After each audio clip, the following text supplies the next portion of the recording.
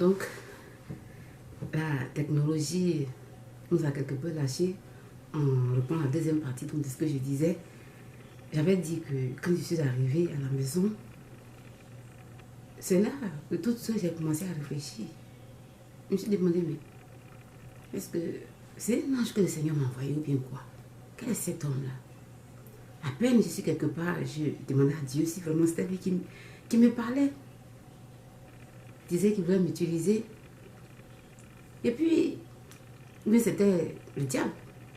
Il voulait m'amener sur la place publique pour m'humilier. Je viens parler au nom du Seigneur Jésus. On m'a tellement vu ça. Je dis, mais oh mon Dieu, si c'était un ange, j'aurais dû demander de l'argent. Puisqu'il m'a dit que le Seigneur l'a envoyé spécialement pour moi. Que tout ce que je demanderais, allait me l'accorder. Bref, et après j'ai dit, mais Salomon, quand Dieu lui a demandé, il a demandé plutôt la sagesse, n'a pas demandé de l'argent, mais il a plu quand même à Jésus de lui donner. Donc je me suis préoccupée de ça. L'argent n'est pas ce qui est le plus important dans la vie de toutes les façons. Mes amis, dans la semaine qui a suivi, mes pieds, miraculeusement, c'était guéri. J'ai été voir les médecins parce que je partais faire chaque 3 mois le contrôle, on faisait la radio. Ils étaient tous étonnés. Ils essayaient de trouver des explications. Je leur ai dit que c'était Jésus-Christ. Ça, j'ai rendu témoignage, les blancs. Hein. Mais regardez, j'ai dit c'est Jésus-Christ de Nazareth. C'est comme ça. C'est comme ça. Mais le mot qu'il m'a laissé, je vais vous laisser aussi ce mot-là. Il a tellement insisté, il m'a dit que le Seigneur m'a dit de venir le dire. Faith and fear. La foi et la crainte. Il ne faut jamais bon ménage. Vous ne pouvez pas dire que vous avez foi en Dieu qui peut vous guérir, vous prier, puis en même temps vous douter. Ce qu'il m'a dit, donc c'est ce que je vous laisse, frères et sœurs. J'avais dit que j'allais vous montrer ce que je me faisais porter. Je ne sais pas si la caméra le montre. Mais sont vraiment les pieds. C'était vraiment encombrant. Mais le Seigneur m'a guéri. Et je porte aujourd'hui mes hauts talons, mes mocasses. Vraiment grâce à Dieu. Aujourd'hui, maintenant on va commencer nos séries d'enseignements. Ce que j'ai reçu du Seigneur, la découverte que j'ai reçue, que le Seigneur m'a montré, que je veux partager avec vous. On va commencer cette série-là. Sans oublier toujours ce pourquoi on est là. Allez évangéliser les sorciers pour qu'ils arrêtent de manger la chair humaine en sorcellerie. Donc, on va aller dans Genèse. Parce que le Seigneur était venu, comme je l'ai dit, à 3h du matin. Il m'a demandé de prendre un bic, vous pouvez prendre votre bic aussi. Et puis, on va aller dans Genèse 1. La création du monde. Genèse 1, verset 1. Au commencement, Dieu créa les cieux et la terre. On a souligné Dieu. La terre était informe et vide. Il y avait des ténèbres à la surface de l'abîme et l'esprit de Dieu, on a souligné l'esprit, se mouvait au-dessus des eaux, on a souligné eau. Et après, on est parti dans la dernière partie de la Bible, Apocalypse 22, verset 17. On a souligné, et l'esprit et l'épouse disent. On a souligné l'esprit, ainsi de suite. Après, on est parti au verset 16. On a souligné, si quelqu'un y ajoute quelque chose, Dieu. On a souligné Dieu. Et à la fin, au 20, on a souligné Jésus. Viens Seigneur Jésus. Donc on avait l'esprit, on avait Dieu, et puis on avait Jésus dans l'Apocalypse. Dans la Genèse, on avait Dieu, on avait l'esprit, on avait eau. Quand le Seigneur m'a fait souligner cela, je ne vais pas pour polémiquer, parce qu'il y a beaucoup d'églises, d'autres personnes disent que non, on ne parle pas de Trinité. Il voulait me montrer déjà que la Bible, dans la Bible, tout se tenait. Dès l'entente de la Bible déjà, sa Trinité était là. Vous prenez, au commencement, vous avez Dieu. Quand on regarde, on dit que l'Esprit de Dieu se mouvait au-dessus des eaux. Mais quand tu regardes dans l'ordre chronologique, ça veut dire qu'il y avait l'eau avant l'Esprit. Ça veut dire qu'il y avait Dieu. Or, Jésus-Christ a dit qu'il était quoi? Il a dit qu'il était l'eau. Dans tout ce qu'on a lu dans la Bible, partout vous partez, Jésus-Christ dit qu'il est l'eau. Même avec la Samaritaine qu'on a vue, il a dit qu'il était l'eau. Mais encore plus souvent, on occupe cela sur la croix. On dit qu'on a perforé ce côté, le sang est sorti, mais aussi l'eau était sortie. Souvent, on ne parle pas de ça. Jésus-Christ dit qu'il est l'eau. Dieu, donc l'eau, Jésus, et puis l'Esprit. Donc, vous voyez déjà que les trois personnes de la Trinité étaient déjà là. Jésus-Christ. Vous partez aussi maintenant dans l'Apocalypse. Il termine par ça. Il termine par les trois. Trinité. C'est quelque chose qu'on lit souvent, qu'on ne voit pas. C'est très spirituel, je vous dis, mes amis. Je ne me suis pas creusé la tête, mais c'est très spirituel. À partir de là, ce jour-là, il m'avait réveillé. Je lui ai dit que l'esprit, c'est pas qui m'a parlé, mais à l'esprit, tu sentais. Mais à partir de là, maintenant, il venait m'enseigner. Un jour, il est venu. Là, quand il commence maintenant, il me pose des questions. Tu sais pourquoi la première fois qu'il m'a posé. Et c'est des trucs qu'il fait pas de manière continuelle, un peu 3 mois, 6 mois, 1 an après. La première fois, il m'a demandé, mais tu sais pourquoi est-ce que tu m'as régné 3 fois? C'est à cause de ma Trinité.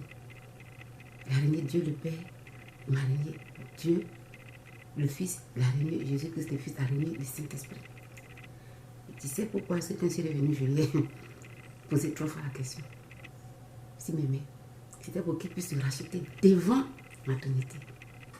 Dieu le Père a régné, Jésus-Christ et le Saint-Esprit. En une seule personne. Surtout en une seule personne. Un autre jour, une fois ce jour-là, même j'étais en Côte d'Ivoire, là, il n'y a pas encore longtemps. Ce jour-là, j'étais allé voir quelqu'un, je vous parlais de un pasteur, un grand homme de Dieu, qui fait respecter les principes bibliques, comme je l'ai dit, aux femmes dans son église. Je l'ai fait mon CD, j'étais allé le voir. Ça n'a pas été possible, justement à cause de nos différences. J'étais venue, j'étais un peu... J'hésitais un peu, je me posais des questions. Le lendemain matin, j'étais en prière. Mon mari était là. Chacun priait de son côté, était de l'autre côté, moi j'étais là. Alors le Seigneur s'approche de moi et me demande. Et tu sais pourquoi est-ce que j'ai passé 3 jours dans la tombe. Il dit, mais c'est à cause de ma même Trinité. Mais là, il ne m'a pas expliqué si c'est... Je n'ai pas compris, c'est parce que, bon, là-bas, ils étaient 3, ils livraient la bataille, ou bien, bon, je ne sais vraiment pas. Il m'a dit, mais c'est à cause de ça. J'ai passé 3 jours dans le tombeau, la Trinité. Et récemment, très récemment, quand j'ai commencé à vous parler là, un jour le Seigneur vient me dire, mais tu sais pourquoi est-ce que je me fais appeler le Dieu d'Abraham, le Dieu d'Isaac et de Jacob? C'est à cause de ma Trinité aussi. C'est pas un fait de hasard pour dire que bon, mais il y a eu l'alliance avec Abraham, et puis ainsi de suite. Il aurait pu attendre. Et David, il me dit que David est l'homme de son cœur, comme lui, son cœur le désire. Il aimait David, il y a beaucoup de gens qui l'aimaient. Il aurait pu attendre pour dire ça. Il dit que ça coûte de sa Trinité. Voilà comment est-ce qu'il me l'a révélé. L'éternel Dieu, le Père d'Abraham, Dieu d'Abraham. Jésus-Christ, le Dieu d'Isaac. Le Saint-Esprit, le Dieu de Jacob. C'est à cause de sa Trinité. Il y a des fois même on le dit, Dieu 3 fois saint. Mais on ne voit pas le lien. C'est pour cela, à cause de sa Trinité. Donc le Seigneur, ce qu'il m'a montré quand j'ai imagé, j'ai vu, j'ai regardé, c'est que la Bible se tient. C'est comme les fils qu'on prend pour faire la couture, on peut se tresser là. Vous voyez, c'est sur un rouleau, c'est long. Mais quand tu te déballes là, ça tient sur ce code. C'est comme l'histoire de la Bible. Des gens qui viennent qui disent que la Bible a été écrite des mains d'hommes, tout. Non. Le Seigneur a commencé à m'ouvrir, les gens m'ont enseigné. Je vais le partager avec vous. Peut-être que c'est mon ministère, peut-être, je ne sais pas encore, mais c'est ça. Le bout, l'alpha, la fin, c'est l'oméga. Mieux, c'est ça. Il y a des gens qui disent que comment est-ce que Dieu peut dire, on peut dire que Dieu, en même temps Jésus, c'est le Père et le Fils, et une seule 3 personnes, tout ça, ça mais Dieu dit qu'il nous a créé son image. Quand on est, une fois que tu es né, tu es bébé même. Quand ta mère entend ton cri, quand on entend ton cri, là, parmi les milliers, ta mère sait que c'est toi. Ta mère sait que c'est toi. Quand on te voit physiquement, elle te voit physiquement, elle sait que c'est toi, puis il y a ton âme qu'on ne voit pas. C'est comme ça que Dieu est ce qu'il nous montre. Il nous montre. Moi, quand je parle, ceux qui me connaissent, même qui ne s'entendent pas, ne me voient pas, mais t'entendent, on sait que c'est moi qui parle. Quand on me voit marcher, on sait que c'est moi qui parle. Puis il y a mon âme. C'est vraiment très spirituel. Et ça m'a réconforté pour que Dieu puisse venir m'enseigner comme ça. Si je ne viens pas vous parler, c'est moi qui serai la rebelle. C'est moi qui serai la rebelle. Même autant parler, évangéliser, partager, parce que Dieu a dit d'aller annoncer la bonne nouvelle, que de me parler de, je ne sais pas, de voile ou bien de foulard, et puis rester dans mon coin.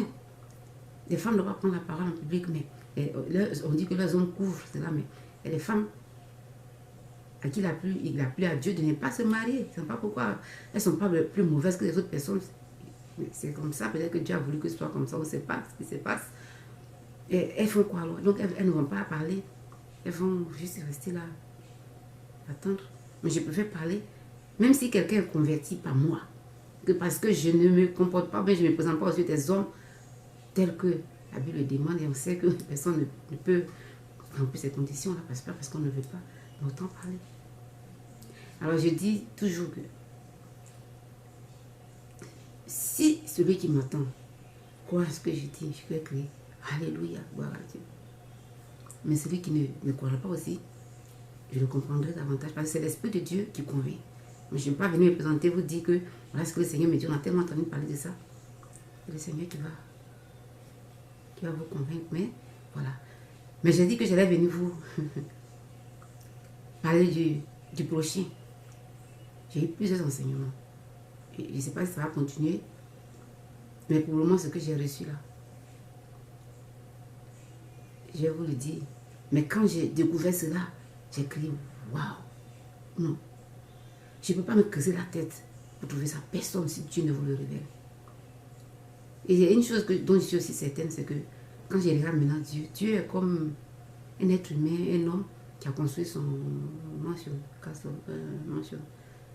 excusez-moi, mon vocabulaire en français, à force de ne pas trop pratiquer. Un château, bon, disons un château. Il vient, il ouvre son garage, il décide de montrer ça à un groupe de personnes, ou bien une personne. Quand tu entres, tu vois, tu as tout ce qu'il te faut pour vivre. Et voilà, tout ce qu'il te faut pour vivre. Il attend un peu des générations après, bien, il ouvre encore peut-être son salon. Tu cries encore, waouh, tu as tout ce qu'il te faut pour vivre. Et tu trouves encore un microwave. Dieu ne peut jamais donner sa parole à un groupe de personnes ou à une seule personne. Ça, avec ma marche à lui, c'est ce que je suis en train de ressentir. Je vois, personne ne détient la véritable absolue pour dire que nous, c'est nous on connaît. Non, Dieu me l'a dit, partage pas sa gloire, va pas. Il y a des trucs qui si nous montrent, on ne pourra pas, c'est l'esprit vient convaincre. Donc dans mon petit coin, le peu qui me donnera, je viendrai vous mettre, vous-même on dit d'éprouver la parole, vous allez éprouver si ça vous convainc, on va avancer. Parce que notre premier objectif cette année 2020, d'aller évangéliser les sorciers. Ils vont venir manger, boire le sang de Jésus. Manger, boire, exceptionnellement. Il y a l'Éthiopien qui s'est fait baptiser, il n'a pas passé par des études de théologie d'abord. On va aller. Et les hommes aguerris, ils vont le faire. En tout cas, que la main de notre Seigneur Jésus-Christ demeure sur vous. Alors, comme je l'ai dit, il permettra qu'on puisse se rencontrer pour notre cinquième, je crois que c'était notre cinquième rencontre là, qu'on doit avoir. Shalom, shalom, son sang vous couvre, vous garde, vous protège. À bientôt par sa grâce.